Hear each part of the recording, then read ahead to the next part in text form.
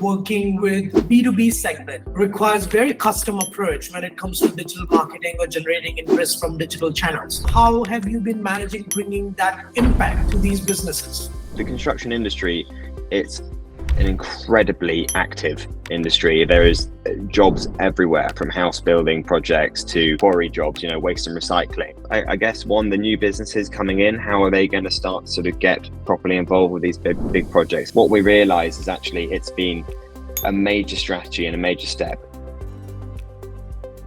In the construction industry, machinery especially, what we sort of learned is transparency is everything. Being transparent to your audience is so important, and actually getting your audience to engage in what you're doing. People are completely fascinated by what actually goes on in a construction site, and so it's understanding the process from start to finish, and the way how we sort of effectively, like you're saying, get these companies to enhance the digital strategy and sort of get on board with that rather than just the word of mouth, is opening up to their customers and sort of showing people what they can do and showing people what they do. And that's sort of how we've come in, and that's how we've sort of made our big approach into the industry.